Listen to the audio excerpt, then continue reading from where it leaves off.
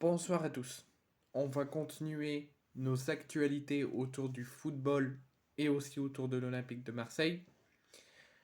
Je vous ai fait, et autour aussi de l'actualité dans le monde, et ce qui tourne en ce moment sur l'actualité actuelle, je vous ai fait la première vidéo de prévention et des informations à savoir sur le gros épisode neigeux et de froid et de verglas qui va s'annoncer dès ce soir et au moins jusqu'à jeudi soir, voir un petit peu plus selon l'évolution des vigilances, des alertes et de ce que dira Météo France. On a fait le point, le premier JTOM depuis très longtemps sur les actualités qui tournent autour du club de l'Olympique de Marseille et aussi autour de leur mercato. La vidéo est publiée, vous pourrez aller la voir et dire ce que vous pensez en commentaire. Et on va continuer parce que ça fait très longtemps qu'on l'a pas fait. Et en ce moment, avec le travail, tout ça, je n'en fais pas trop. On va faire un point sur l'actualité footballistique, dont la Coupe d'Afrique des Nations actuellement en Côte d'Ivoire et qui durera jusqu'au mois de février, jusqu'à mi-février. Donc on va faire le point sur plusieurs actualités, dont la CAN. Donc première information à savoir pour ceux qui n'ont pas suivi les résultats du jour au niveau de la CAN, j'ai un premier résultat à vous faire connaître, c'est que la Tunisie a réalisé le plus gros exploit jamais imaginé dans le football, c'est de perdre contre une équipe largement inférieure à eux. Ils ont fait certes une bonne performance, la Namibie. Ils ont au moins tenté quelque chose. Ils ont réussi à s'imposer.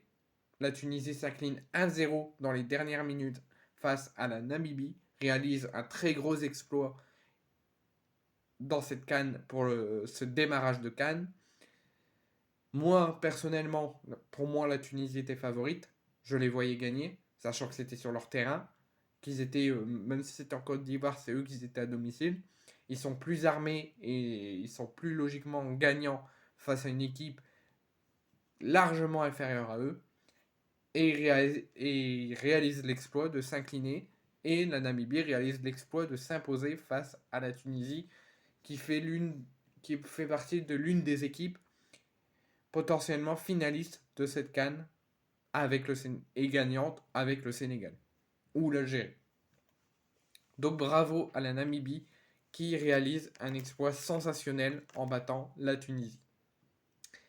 Deuxième information que vous pourrez savoir, que je vous ai annoncé dans le JTOM, c'est que Pierre-Emerick Aubameyang a devancé Alexandre Lacazette et Kylian Mbappé au classement des trophées UNEFP et c'est lui qui remporte et qui est élu joueur du mois de décembre en Ligue 1. Alors à Marseille, je ne sais plus s'ils ont élu quelqu'un ou pas pour le mois de décembre, mais la Ligue 1 et l'UNEFP ne l'avaient pas encore fait et c'est Pierre-Emerick Aubameyang devant Kylian Mbappé et Alexandre Lacazette qui remportent le trophée UNEFP du meilleur joueur. Ensuite, deuxième exploit, pas sensationnel, mais quand même, le Burkina Faso s'impose 1-0 à la toute dernière seconde. Il y avait 5 minutes de temps additionnel avant la fin du temps réglementaire. Il y avait 0-0 entre le Burkina Faso et la Mauritanie. Et le Burkina Faso, grâce à un penalty de Bertrand Traoré, l'ancien lyonnais, le Burkina Faso démarre très bien leur CAN, difficilement mais démarre quand même très bien. 1-0 face à la Mauritanie à la toute dernière seconde. Information que je peux vous transmettre, une très grosse information qui m'a surpris quand j'en ai été averti ce matin. La direction de l'AS Rome a fait un communiqué officiel ce matin et a annoncé le limogeage de José Mourinho, en tant que coach principal de l'AS Rome. Il remercie lui et ses compères pour leur incroyable dévouement, leur incroyable travail en tant que à la direction de l'équipe première de l'AS Roma. Et ils ont décidé par contre, suite aux mauvais résultats actuels et à la tension qui règne autour du club, ont décidé lui et son staff. La direction a décidé lui, donc José Mourinho et son staff, de mettre fin au contrat et de le résilier et de le virer. Donc José Mourinho est viré de l'AS Roma. Donc l'AS Roma pour l'instant était sans club, les heures qui ont suivi ce limogeage. Donc il fallait vite trouver un club et ils ont mis à peine 3 heures je crois, très peu d'heures pour déjà trouver un club et je pense que les supporters de l'AS Roma vont être contents parce que c'est la deuxième légende du club, après Francesco Totti. C'est Daniele De Rossi, qui a pris sa retraite, comme vous le savez, de footballeur, qui va remplacer José Mourinho en tant qu'entraîneur principal de l'AS Rome. Daniel De Rossi remplace José Mourinho et devient le nouvel entraîneur de l'AS Roma après le limogeage, quelques heures après, très peu de temps après, de Mourinho. Nous allons parler une nouvelle fois de la CAN, et, et c'est la sensation de cette CAN, après l'exploit aujourd'hui de l'équipe de tout à l'heure, que je ne me souviens plus du nom, qui a réussi à battre la Tunisie, qui fait partie de l'une des équipes qui peut jouer en élimination directe et potentiellement la gagner ou être finaliste. L'Algérie fait comme il y a 2 ans au Cameroun, ne gagne pas son premier match d'entrée dans la CAN, match nul, une grosse sensation, match nul, un but partout face à l'Angola, une nouvelle équipe inférieure à la grande équipe, qui tient tête à la grande équipe et qui permet à l'Angola de réaliser déjà une belle performance. J'ai vu le match, très belle performance, et de mettre le doute dès la première journée de CAN à l'Algérie. Les gros sont en grande difficulté, les favoris sont en grande difficulté en ce début de CAN. Il n'y a que le Sénégal qui s'est largement imposé grâce à un but de Pape Gueye. Je vous l'annonce juste, je ne donne pas d'avis là-dessus.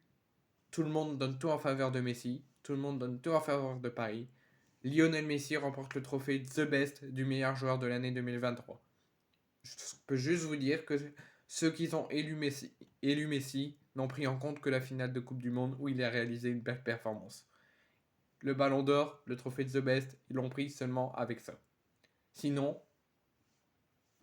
je vois pas où ils auraient pu piquer une belle performance que Messi mériterait de remporter ça.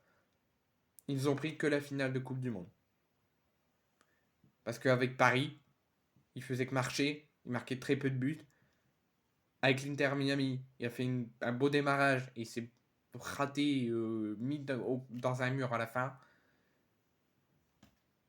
Et il remporte quand même le trophée de The Best. Donc je pense qu'ils ont pris en compte seulement la finale de Coupe du Monde.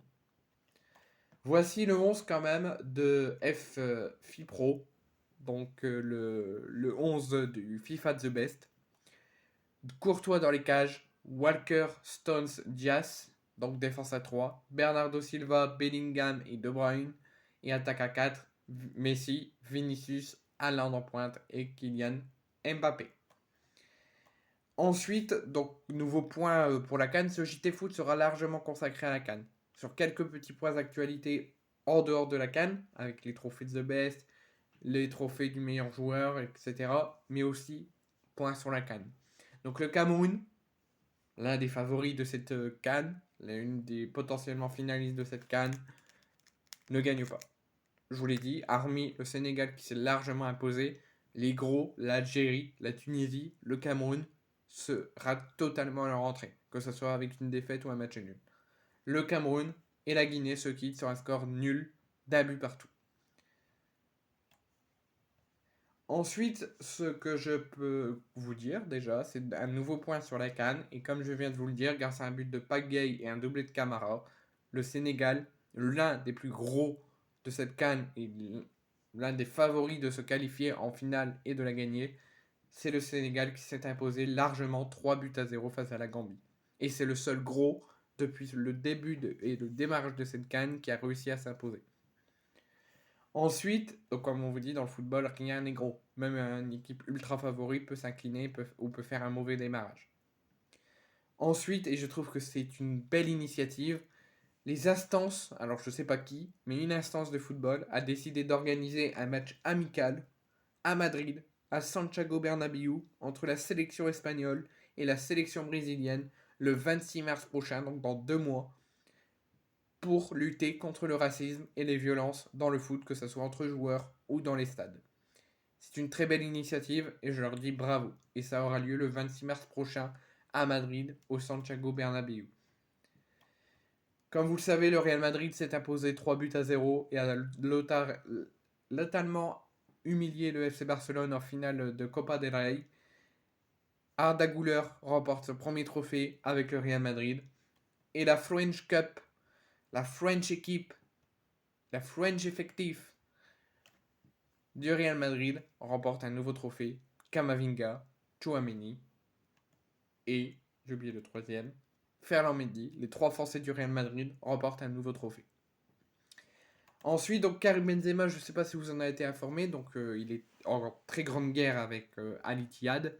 Et Marcelo Gallardo l'avait viré, l'avait exclu du stage de préparation avant de savoir que Karim Benzema ne s'est pas rendu au stage de préparation, pas parce qu'il est en colère avec le club, pas parce qu'il souhaite son départ, mais parce qu'il était bloqué à La Réunion, à l'île Maurice, à cause du cyclone Bellal qui est passé sur l'île Maurice et sur La Réunion. Donc le cyclone Bellal l'empêchait totalement de quitter La Réunion et l'île Maurice pour se diriger en Arabie Saoudite à Al Ittihad. Donc on ne sait pas ce que ça donnera la suite, si ils remettront dans l'effectif, mais pour l'instant il est exclu en attendant que la mini-enquête interne fasse le tour de cette histoire. Ensuite, Daniel Cavaral est futuriste et voyant parce que en juillet 2023, après une défaite du Real Madrid face au Barça, il a dit dans les compositions officielles, on marchera sur le Barça. Et c'est ce qu'ils ont fait en finale de Copa del Rey en s'imposant 3-0, je crois, contre le Barça. Ensuite, nouvelle information que je peux vous donner, c'est Xavi, après une nouvelle lourde défaite face au Real Madrid en finale, il n'est plus qu'à une défaite, que ce soit en Liga, Champions League ou dans une autre coupe, de devenir l'entraîneur espagnol du Barça, de tous les entraîneurs qui sont passés au Barça, d'être le premier entraîneur à avoir le plus de défaites dans l'histoire du club. Ça serait à 25, pour l'instant il est à 24. Le Cap-Vert, nouveau point Cannes, le Cap-Vert réalise l'un des plus gros exploits dans cette Cannes. Le deuxième plus gros exploit, c'est de battre le Ghana 2-1, alors qu'ils n'étaient pas du tout favoris. Et enfin, le dernier point que je peux vous faire, c'est le Paris Saint-Germain qui prend 8 points d'avance sur la Ligue 1 en s'imposant 2-0 face au Racing Club de Lens. Pour ceux qui n'ont pas suivi le résultat de dimanche dernier.